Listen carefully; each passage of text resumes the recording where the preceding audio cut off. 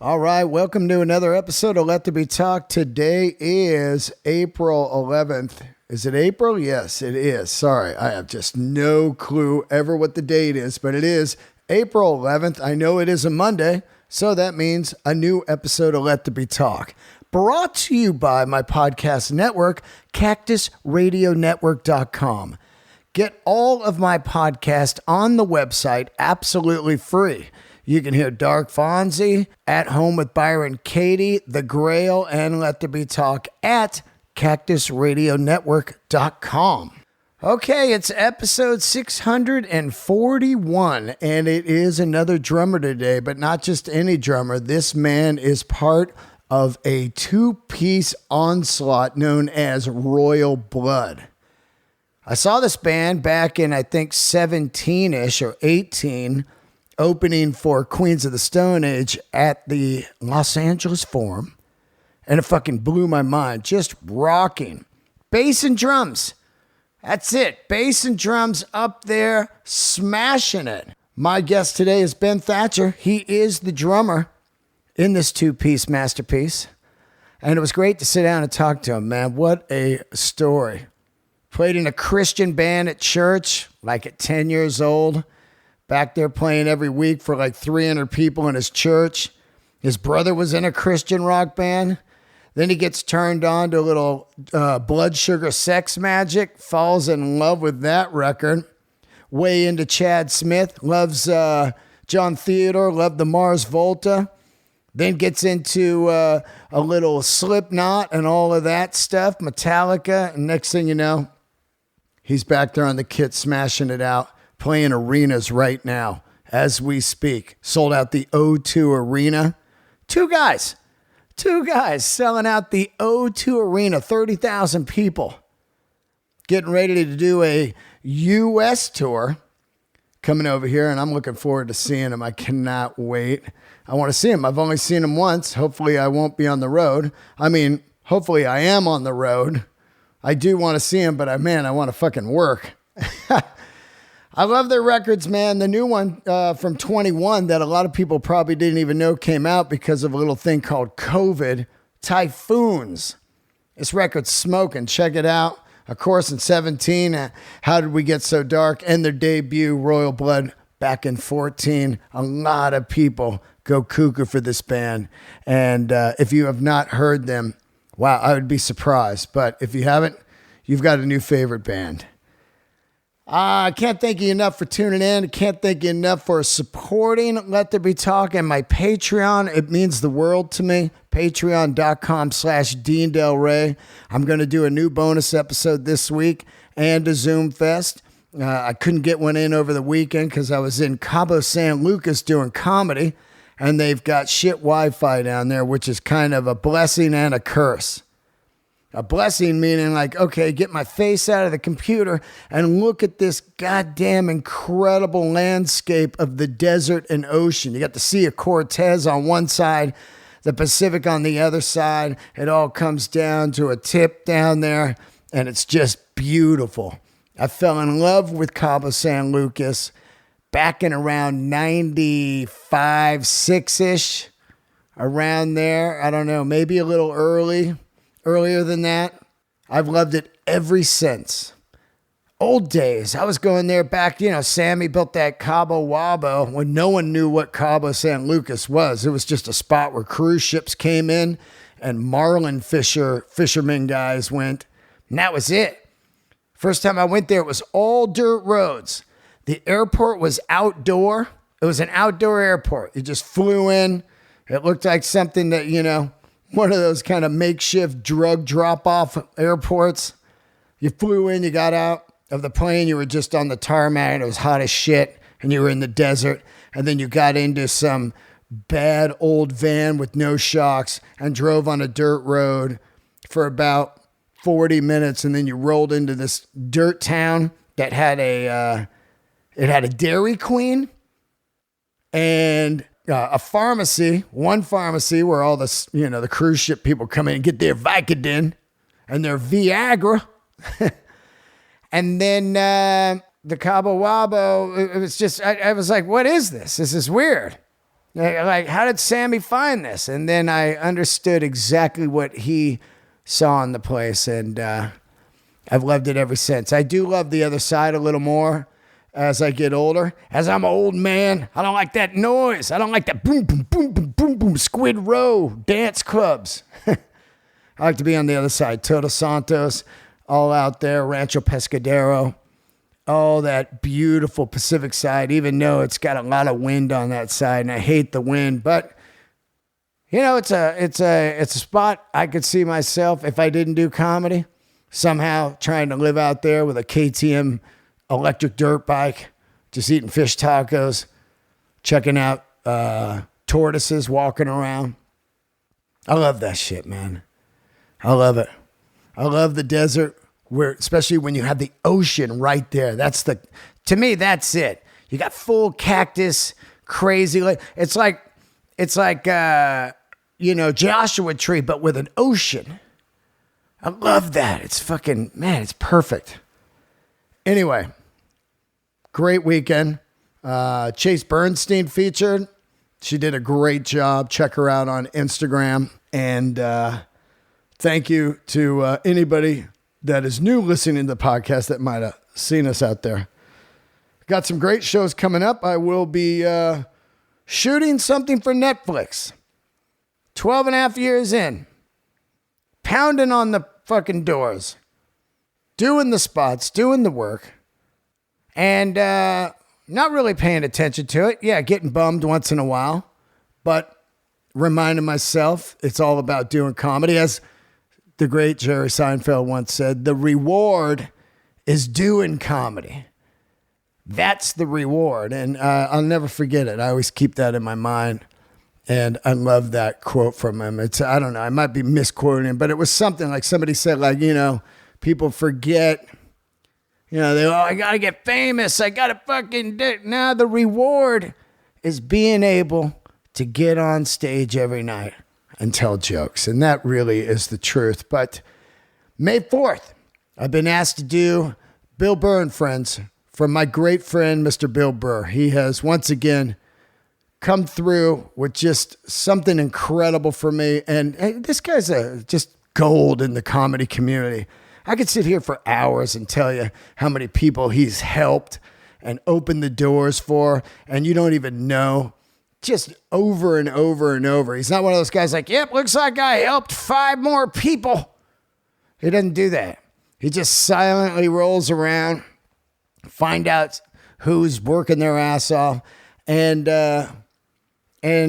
helps them out somehow. And holy smokes, has he helped me out. But you got to do the work. He's not just going to, Dean's a friend of mine, so I'm just going to get him something on Netflix. That's not how it works. That's not how it works, man. You gotta be grinding. You gotta be funny. You gotta be doing the work. And May 4th at the Palladium, 2 shows. Going to be insane. That's where Richard Pryor did the legendary Live on the Sunset Strip. It's going to be me, Jimmy Carr, Jessica Curson, Joe Bartnick. Who else is on this? Fuck. I don't have the list in front of me. Someone else.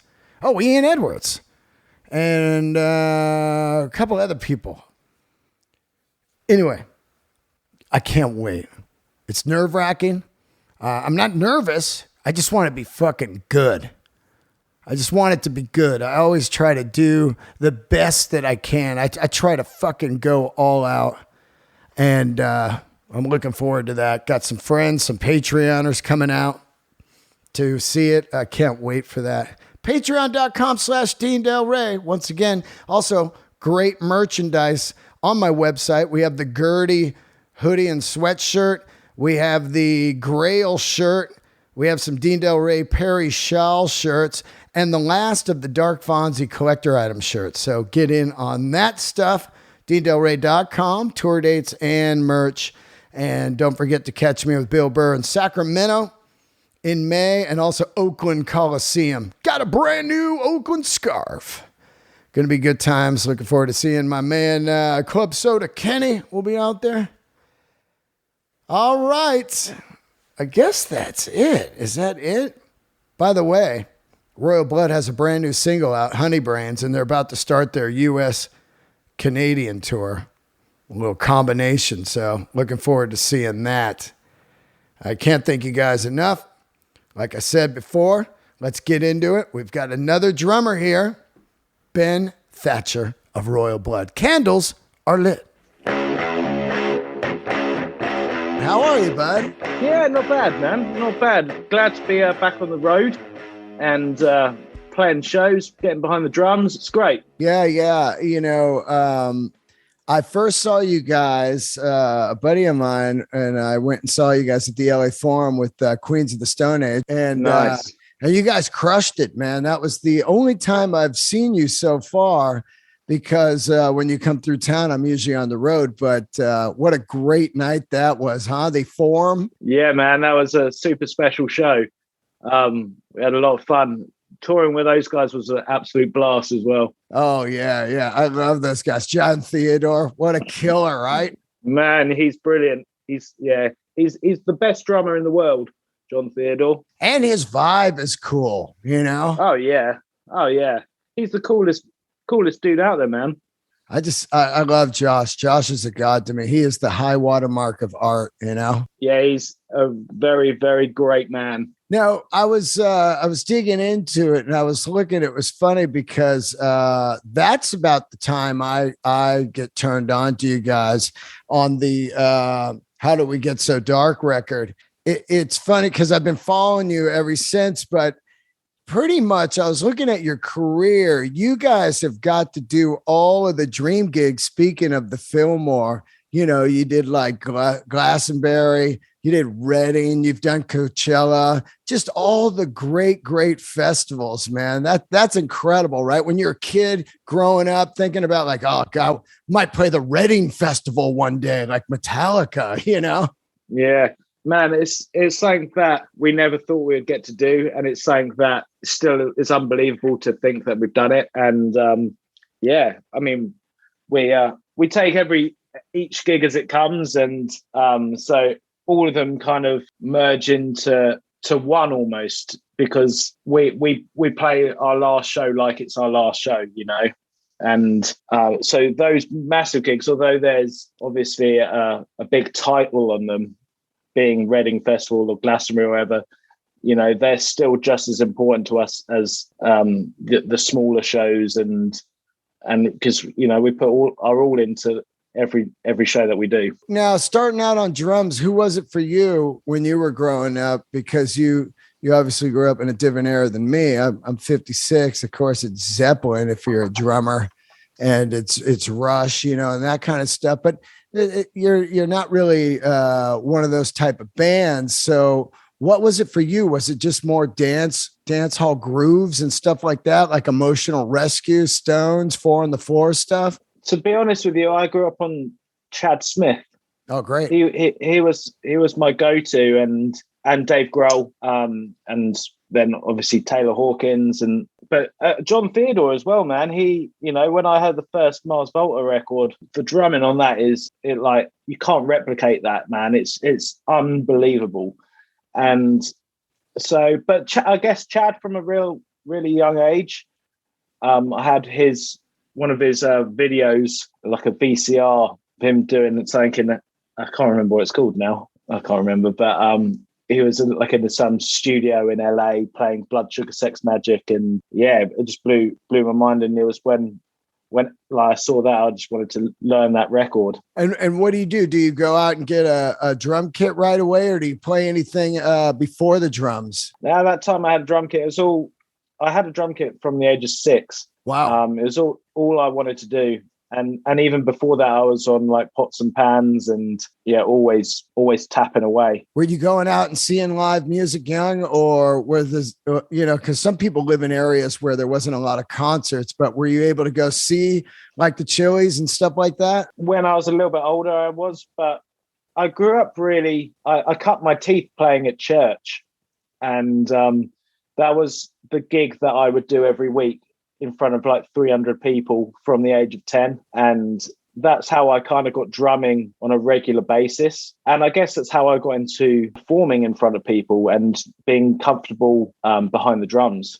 Yeah. Oh, church band. How many piece was that? Like a big old band or?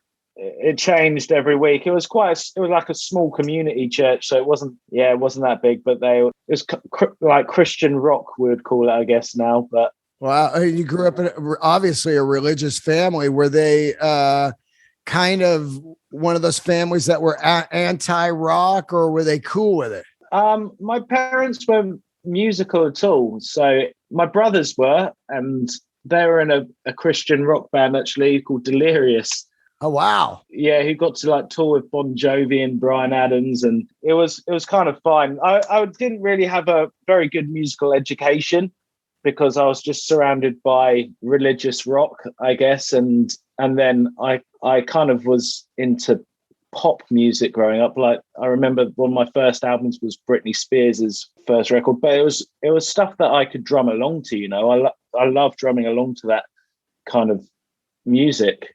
Just find it fun. And then I got into bands during my early teens, I guess. Were you heavily into that like Mach 2 of the Brit wave of like Oasis and the Verve and all that? Because that stuff just knocks me out. Yeah, it was I kind of grew up at the end of that. So that was going on when I was quite young, the whole Britpop thing. But I remember it. I remember Be Here Now coming out, the Oasis album, and remember that I used to play that all the time. But yeah, I wasn't so into that genre. I think I was more into pop music at that time, and then I got into real heavy rock straight from that. And who do you start listening to once you get into heavy rock, other than the Chili's and the Mars Volta and stuff? Are you listening to any metal? Yeah, Metallica, Motorhead, Guns N' Roses. It was all American music, really, I listened to. And then Foo Fighters, Nirvana, even like Korn and Slipknot and all the new. I was a new metal kid, really. I was in that wave with Papa Roach and all of those guys and bands. So yeah, that was my teens. That's how I listened to music then. So when you and Mike decide to start Royal Blood, obviously it's a 2-piece band and bass and drums. There's quite a bit of that was going on, you know, from obviously the Kills and White Stripes and all of that was going on. Was it a conscious decision? Let's just be 2-piece because it's hip, or was it hard to find band members? Because when I was starting a band, it was hard to find dudes. And when you did, you just kind of settled for a guy because there wasn't another guy that wanted to play bass or something, you know? Yeah. Well, I think the chemistry between Mike and I was quite obvious. When we got together in a room, there was an energy and a sound behind what we played right from the start. And it was, I mean, I'm a massive fan of 2-piece bands. I love, White Stripes, Death from Above, but it felt different from that. And it felt like our own little thing that we were doing. But it obviously made things easier not having so many people in our band, because the touring logistics was great and band practices were easy. And we got to tour around in, just us two in a van kind of thing. So that was cool. But it was more to do with the sound that we could create. And when we did that, the reaction we were getting from people. Yeah, the early on gigs, I was reading that you guys had to play like open mics and stuff. I'm a comedian. I did open mics, and I know how brutal that is. Were you rolling in? Was it just a plethora of different stuff, like a comedian, a poet, a band, an acoustic folk singer, that kind of stuff? It was mainly like acoustic singers, like singer-songwriters, and then we turned up with, it was our mate Chris who put on the acoustic night, the open mic night, and we were just like, we can't get any gigs. Can we come and play? He's like, yeah, sure, man. And we're like, brought in a drum kit, a load of amps, and the reaction that we would get, because everyone's expecting this nice chilled acoustic singer-songwriter to come on or whatever, and then we come on and play, and we had the songs at that time as well. We had to figure it out. We had like some of the tunes from the first record that we were just rocking out when we turned up. And what would he let you play, like 3 songs or something? Yeah, we only had 3 songs, so yeah. At what point, how do you guys start to get some heat? When I played music, of course, you do a bunch of demos and you get some guy that shops them around and stuff. But were you just kind of getting a little buzz in the town you were in or playing, and record company people were coming around, or were you sending tapes? What was going on? We played very few gigs. We couldn't really get gigs. And then we used SoundCloud, I think it was, to put up a song. And then a guy from Warner Chappell Publishing, called he's not there anymore, but his name was Phil Christie, heard it and was like, take it down from SoundCloud. It was like, we need to talk. Wow. And and he's a lifelong friend, man. He became the president of Warner Records here in the UK, and we still work with him today. So it's been an incredible journey with him. But he kind of found us and took us through the music industry and the ins and outs, and he taught us a lot.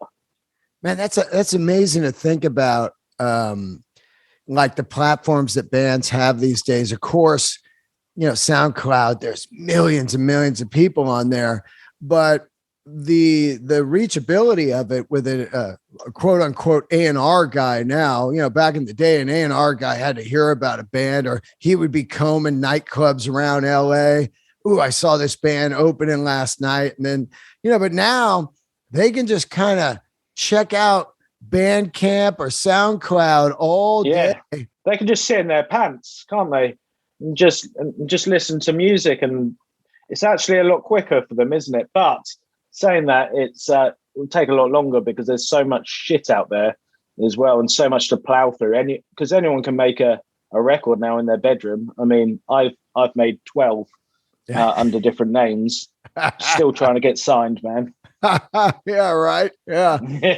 It's so funny, man, because to think about, I get submissions of bands every day, probably 20 a day. Hey, check us out. And man, it's rough out there a lot of the times. But once in a while, you do get a gem, and it's like, whoa, this is pretty damn good. But then once you like the tune, to me, at the end of the day, you got to be able to play live, because, a good song is great and it's going to get some butts in the room. But then once you're in there, if you don't have it, you don't have it. And the thing was, you guys killed live. How long did it take to really start to gel as a live act? Because like you said, you don't have a lot of gigs. And then once it starts happening, you're starting to play some pretty high profile gigs. Was that nerve wracking? And were you just learning it as you came along, or did it come quite easy? Yeah, man.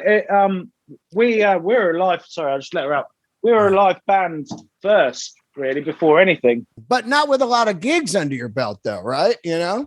Well, not with Royal Blood, but we had been in many bands together, and we were like, so it was kind of the opposite to us. It was more like, how are we going to make our record sound like us live? And how, because we feel like our live performance has so much energy, and you kind of have to be there to experience it, that it was hard to get that on record. And also we're perfectionists as well, and so to have that fantasy of making your music come out of the speakers the way it comes out live is really, really difficult. And you don't want to almost think too much about it, because rock and roll is about being in the moment and almost having it in your first take, and having that. And because if you're going on and on and on, trying to record and trying to replicate something, it loses its value, and it loses its energy and its toughness. And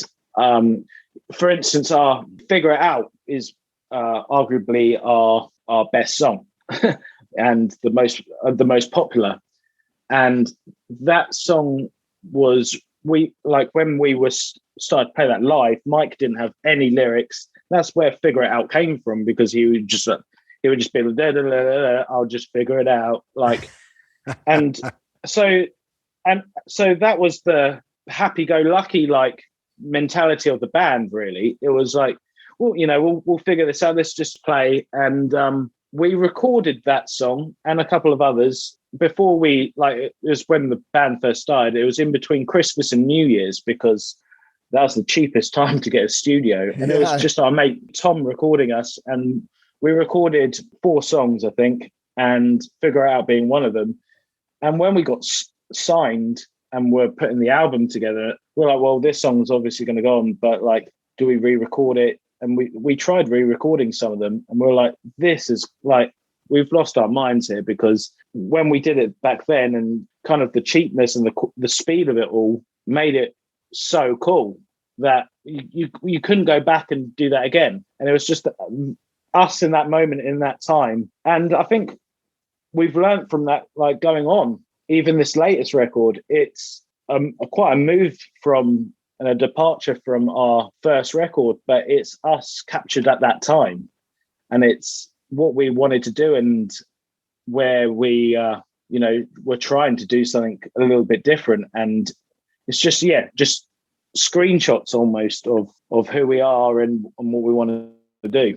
Yeah, it's funny. I had someone on recently, and they were talking about how they don't like to demo because you're never going to match that. And you're always going to be putting it up against the demo. So in this day and age, also, I think lo-fi or indie or any type of recordings fly as long as it's not a complete piece of shit. But back in the day, there was that pressure. You would kind of, demo on a 4-track Fostex in your room. And then you go to the 24-track studio with the, $3,000 a day rate. And you're under the pressure and you're trying to get it and the performance isn't there. And, it's just a nightmare, man. But these days you can demo at your house. It's not demoing with Pro Tools and shit. This is the record. Exactly. And we've kind of learned that along the way, because back when we first started, we didn't have the facility to do those demos. And also being a live band, we don't know how to record drums like to a studio level, how the old guys did it, basically. Yeah. And those mic techniques and the compressors, we don't have that, where a lot of people who record music now don't use live drums. There's so much software now you can get that can replicate it, but you're really just playing it in on an electric kit or something. So that is something that we really hold on to with our recordings. It's all live drums, and we need people who know how to record that well to be involved in our recordings. Yeah. Live drums is where it's at. I don't care what anybody says. I even like, no click. I like a little movement in there, Absolutely. It's not techno. Look, Kraftwerk is fantastic, but when it comes to rock and roll, I like some move, Absolutely. Well,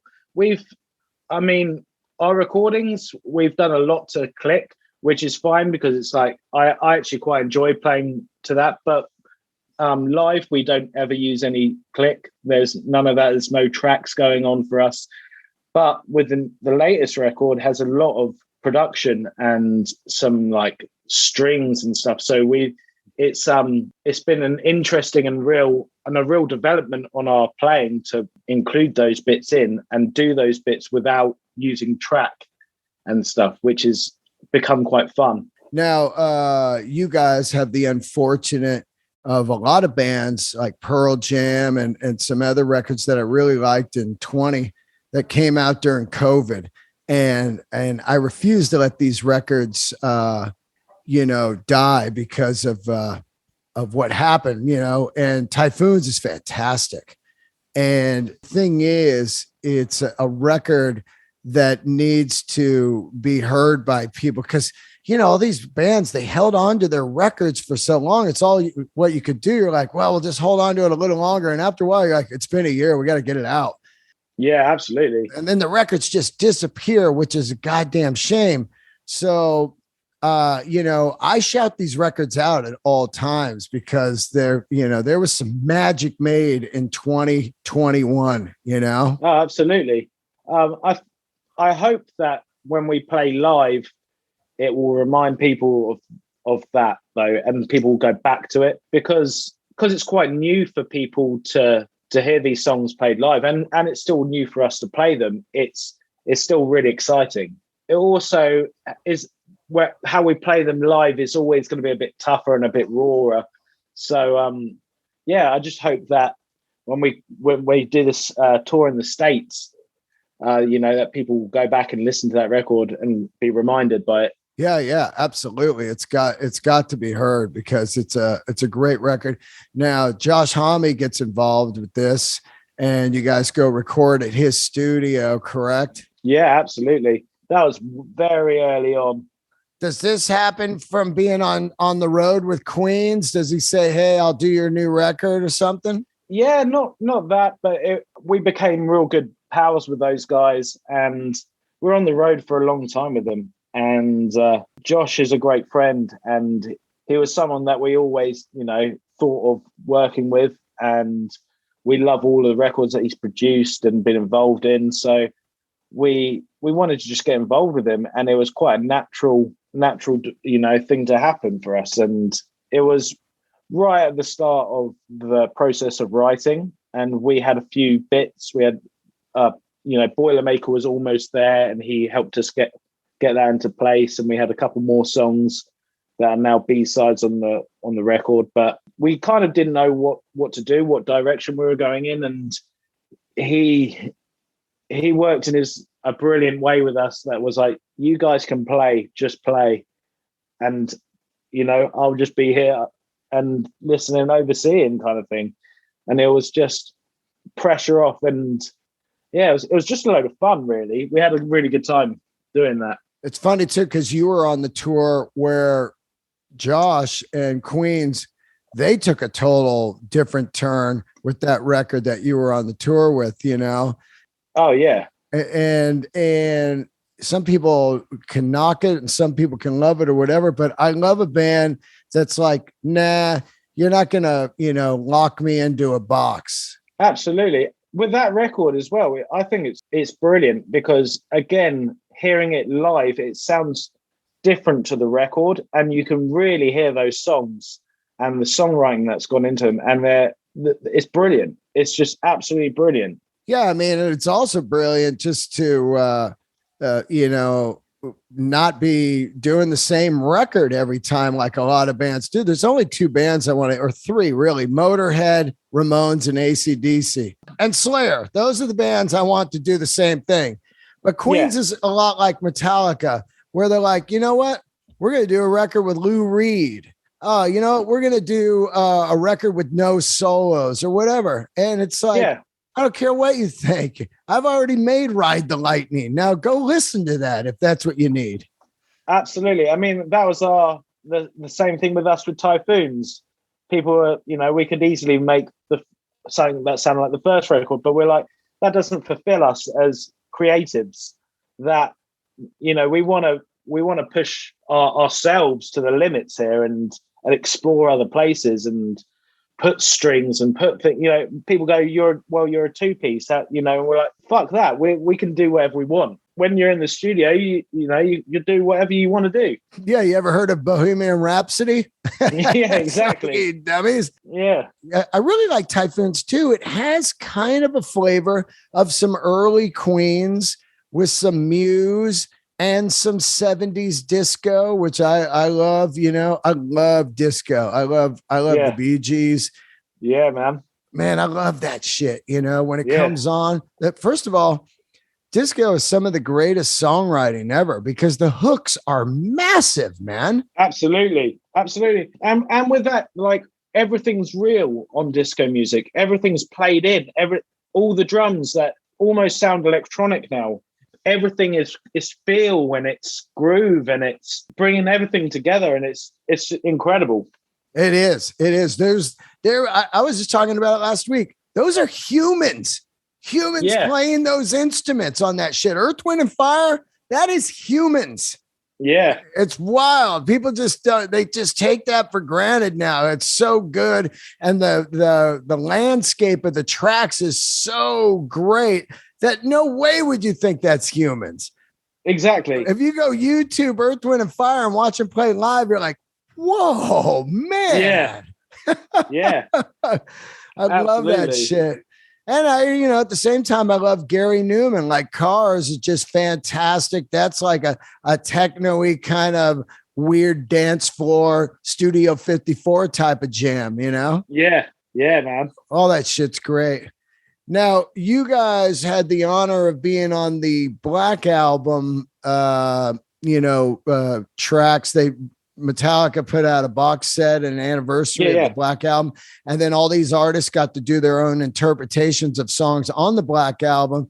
You guys got one of the two best songs on there, me being Wherever I May Roam and Sad But True. Those are the two greatest tunes on that record. And Sad But True being one of the heaviest Metallica songs of all time. Did you guys get to pick the song? How does this work? Because I haven't had anybody on yet. So they told us that they were doing it and said, we're just getting loads of artists to just pick what song they want to do or whatever, and we'll just have loads of songs. If they get like 50 Enter Sandmans, and that's what they get. But I, as a Metallica fan myself, Mike was like, you lead the way with this. And so I picked the song and I wanted to go with something bold. I was like, we've got to do something bold, and Sad But True almost picked us. It's like in our DNA, and just that riff driven rock. And I thought Mike killed it with the vocals as well, because he hasn't got such a tough, rock voice like James has, but he's a lot softer. He's a bit more Josh, on those kind of waves, a lot softer. But I thought he absolutely nailed it. And we kind of wanted to stay true to the song. Yeah. Because the recording is so brilliant of that record, and how the tempos change slightly. And so instead of playing that to a click, I actually played it listening to the song and just played along. Wow. Yeah. So that was the drum template done for that, was me just trying to copy Lars, which is a lot of fun. And then it was down to Mike, and it's just, again, it's quite a task to play a Metallica song with just a bass guitar and a drum kit. Oh yeah, because we need to emulate two other guitars of one of the best metal bands in the world, the best metal band in the world. So it's quite daunting. But I thought, Mike absolutely killed it, and we made it a royal blood version, I guess, because we couldn't do his solo. There's no point in trying to copy that, but so we just did our own thing with it, and it was a lot of fun, and it was an honor to be involved on such a record. Yeah, you guys did kick ass, and Mike, he does have that smooth thing, his Sad But True, it's this cool thing. That tune it just shows you how great that tune is, because a country guy could do it, an industrial band could do it, absolutely, a pop band could do it, and it would all be great, Absolutely. Now, when you record it, do you turn it in and then you wait? Do they just accept it no matter what, since you were selected? Yeah, they kind of, it all happened so quick, and they just went with it. Now, do you guys plan to play it live at all as a cover? That would be rad. No, that would be rad, but we I don't know if we can put it off. I think we have so many of our own songs that we can't play anyway. We might as well not be able to play a Metallica song. Now by the way, Lars' son has a 2-piece band. Oh yeah, no, they're rad, man. They're so good. Yeah, I just opened for Metallica a couple months ago doing comedy, and it was their 40-year anniversary. So they had a whole week of parties and festivals in San Francisco, and I went and saw his son's band play, and they were fantastic, man. Yeah, they're great. Rad. Yeah, I mean, that guy, Lars, his son plays bass, Yeah. And his other son plays drums. But I was thinking, holy shit, if his son was a little older at the time when Cliff Burton was gone, of course that would be impossible, but he would have easily been the bass player. Yeah. I mean, that's how good he is, Yeah, man. They rule. Yeah, they do.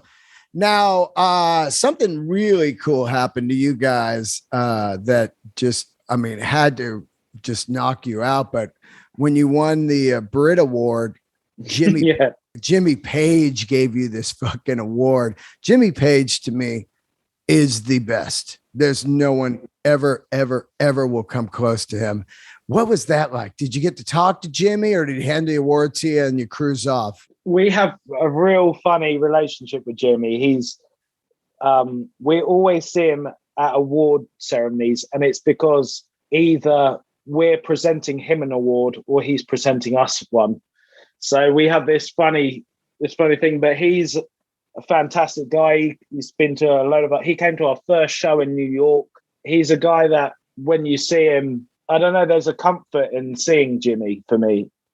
You obviously think about him being this superstar, but he's so down to earth and so kind and so just gentle and easy to talk to. And especially for me as a drummer, I think Mike has more of a, I get it. more of a fanboy when it gets to that. But as a drummer, I'm a little bit more relaxed with him, maybe. But he's brilliant. And so the Brit Award thing is mad because it's obviously a show that I've grown up watching and seeing loads of bands win. And we were up against Coldplay and One Direction and all kinds of like mad artists. But and we were new on the scene.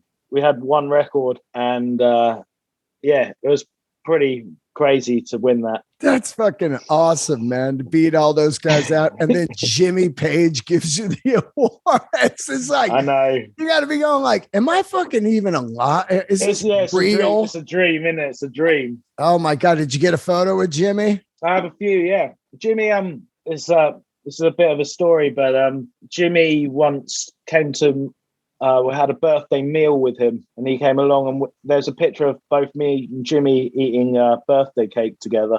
Wow. Yeah. Wow, yeah, dude. That's so fucking cool, man. Oh my God. Well, you got a new single out, Honeybrains. Yeah, man. Fucking great song, man. Great song. And you got a tour coming up. When does this tour start? So we've it's been a little bit crazy because we've got a UK arena tour going on at the moment. Whoa. But which is insane. We just played the O2 Arena, sold out, which is like 20,000 people, which is sick.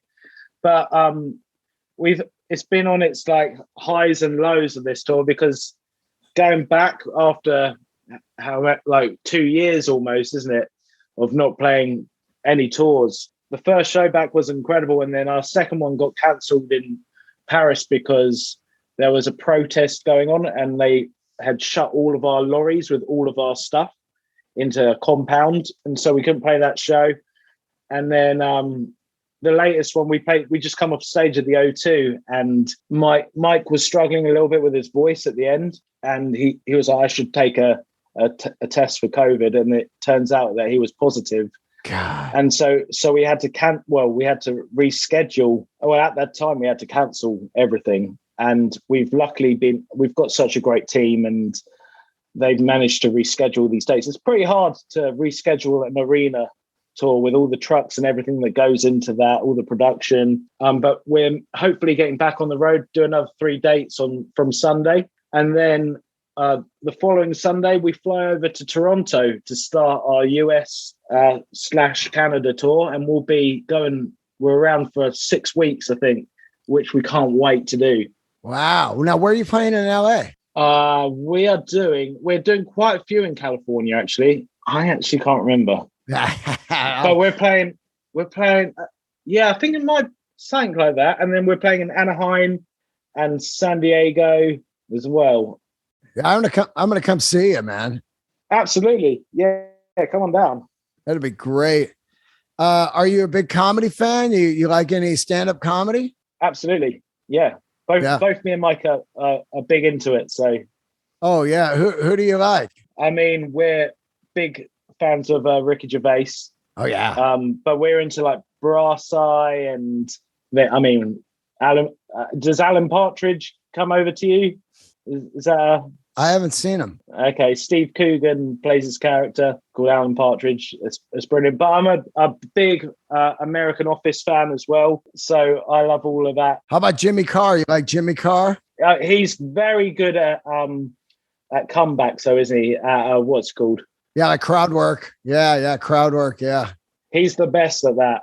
Well, I'm looking forward to seeing you, and congrats on your success, man. Arena tour in Europe. That is just fantastic. 2-piece. Yeah, thank you very much. Splitting the money 2 ways. How great is that? If only that was the truth. Yeah, I know. I get it. Yeah. But I'm looking forward to meeting you face to face, and stay healthy out there. And thanks for doing the show. Absolutely. Thank you, man. Yeah. And I love you guys' band, and I love your music, and anybody that's had birthday cake with Jimmy Page is fucking top shelf right there. Brilliant. Thank you. I'll see you soon, man. See you soon. Nice one. Thank you, brother. Bye. See ya.